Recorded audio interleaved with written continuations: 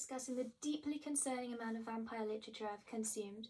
Last night I went and watched Dracula the Ballet, which gave me the idea to make this video. So I've been reading a lot of vampire books since I was about 10 years old, and I grew very bored of the samey repetitive enemies to lovers vampire books, morally grey vampires. So I started craving really gory, different books, and so I found some very obscure genres. I have sci-fi, accountant vampires, vampires who sell houses, vampires who run cocaine businesses, so I thought I'd get right into that.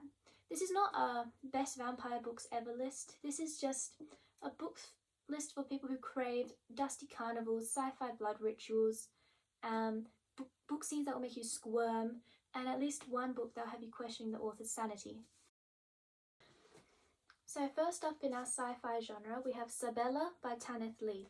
This book starts with a recovering blood addict who has to attend an ultra-Christian aunt's funeral and somehow ends up with sexual tension in space with her would-be assassinator. So this book is very short and very quick. It's a bit bizarre. They have a lot of random quoting like they do in Gilmore Girls, so you may need to Google some of the references they're making, but it's very fun. I recommend Sabella by Tanith Lee. Next up in our sci-fi genre, we have Certain Dark Things by Silvia Morena Garcia. This book feels like discovering the Forbidden Vampire Wikipedia page. The lore is so dense in this, I really enjoyed it. Our protagonist she's essentially Paris Hilton but with black hair, and the family trade isn't hotels, it's the cartel. She is really interesting, and she is an Aztec blood drinker who can transform into a bird. And all the other vampires in this is so interesting. We have vampires from West Africa that can glow in the dark, vampires native to India that can turn invisible, vampires that can just suck days of your life away instead of blood. And she has a dog, which automatically boosts my rating of this book. And they're in a world that resembles Alita Battle Angel. It's very futuristic but still grungy. And she has a sidekick who is her Renfield, which is a human companion to vampires. He's just a man, he's not very interesting, and he was homeless and he has nothing better to do than join her on her missions, and it's very fun. I recommend. It's drug wars with vampires. What more could you want? Certain Dark Things by Silvia Morena Garcia. First up, we have a horror book. We have The Southern Book Club's Guide to Slaying Vampires by Grady Hendrix. This book is one of the first vampire books I read in the horror genre, and I really enjoyed it. A trigger warning for sexual assault and domestic violence. It's off-page, but it is referenced. This book starts with a group of southern housewives who run a book club where they read a lot of true crime. And they have a new neighbour who moves to town who is very handsome, and they soon start to suspect that he's less Brad Pitt and a bit more Ted Bundy. And no one believes them, so that made me furious whilst reading because they're just ditzy housewives who know nothing. But this book is very gory, and it gets the ending you will not see coming. It is very interesting. I really recommend Southern Book Club's Guide to Slaying Vampires by Grady Hendrix. Next up in the horror genre, we have Buffalo Hunter Hunter by Stephen Graham Jones. I don't have a physical copy at the moment. This is a superb horror. It's extremely gory with some of the best torture scenes I've read. This book isn't just a vampire. It was actually an unexpected vampire book for me. I didn't realise it was going to have a vampire protagonist. This book explores themes of guilt, forgiveness, revenge, and keeping a story alive for generations.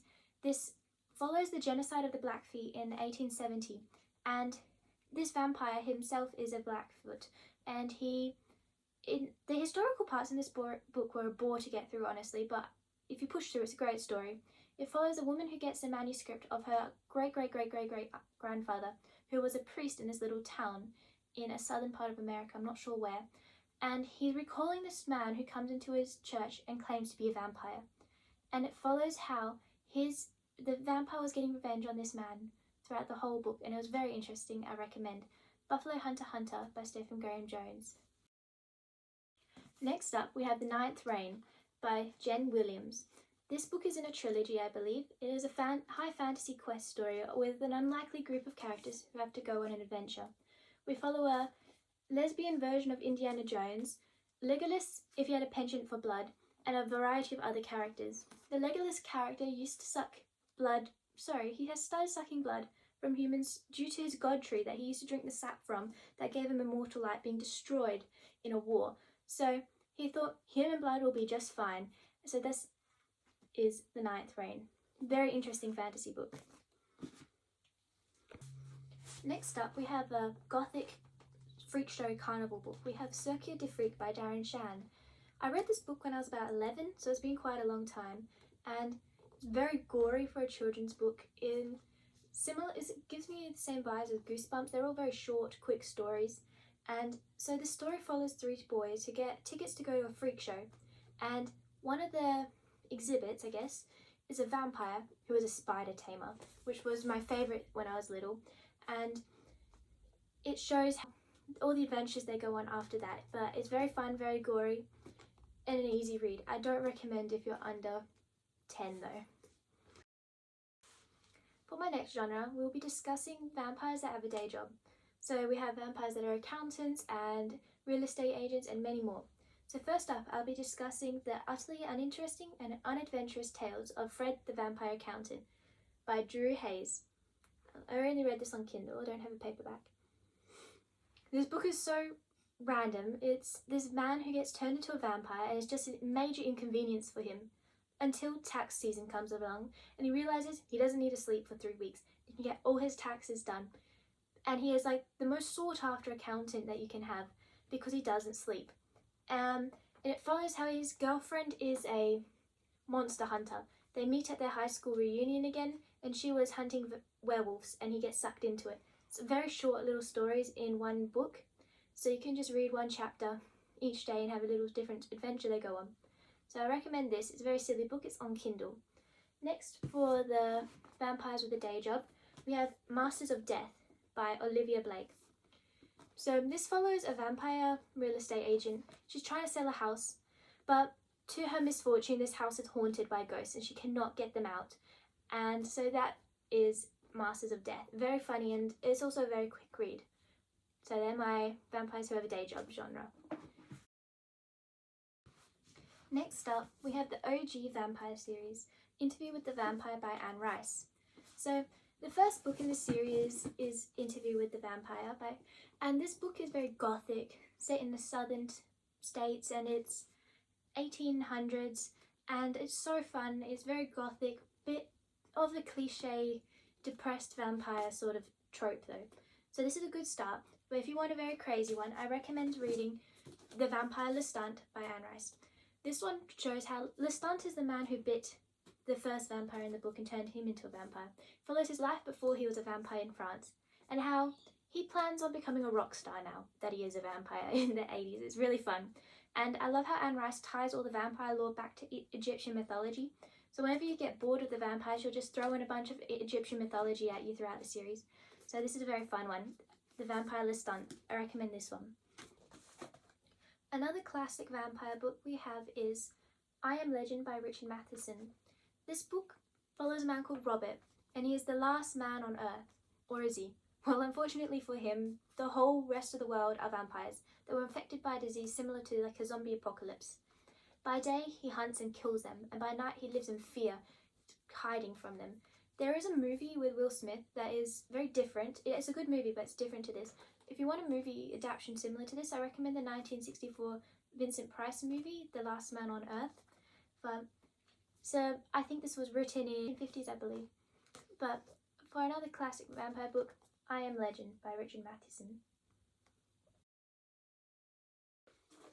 Now I'm just going to do some honourable vampire mentions. We have, this is not it, but we have a Terry Pratchett book called Carpe Jugulum, which follows a priest who goes to this town thinking he can just do a few little religious rites, but he somehow gets trapped between a war between the vampires and the kingdom. And it's very funny. Terry Pratchett's always funny. I have a lot of Terry Pratchett's books here. This book is very, if you like Maleficent, I think you'll like this, honestly. It's the kingdom invite the vampires for a christening of their baby, and this makes it very awkward for the vampires because they can't go near crosses. And that is Carpe Jugulum by Terry Pratchett.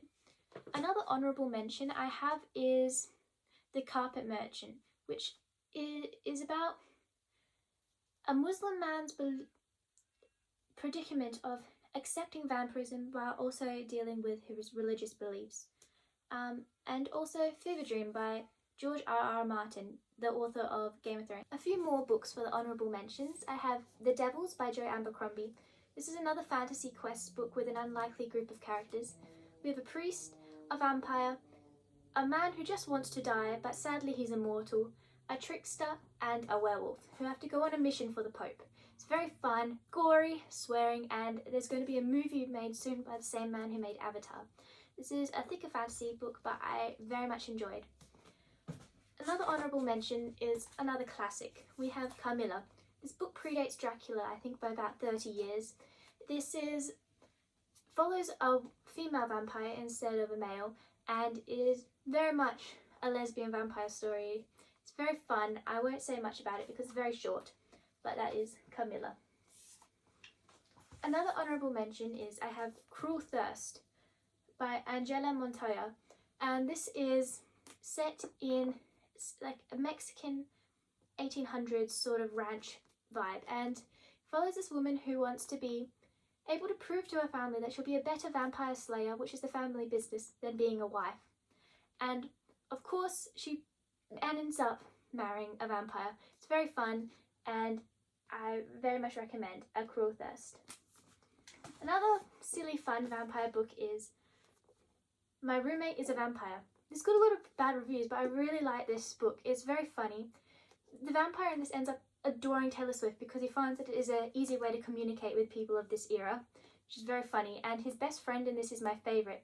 His best friend accidentally dropped him into a well for about 400 years and he came back and realised he cannot adjust to the new society.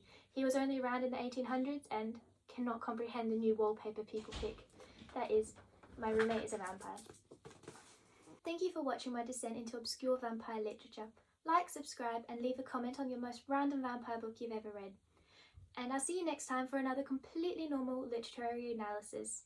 Until then, lock your windows, protect your neck. Good night.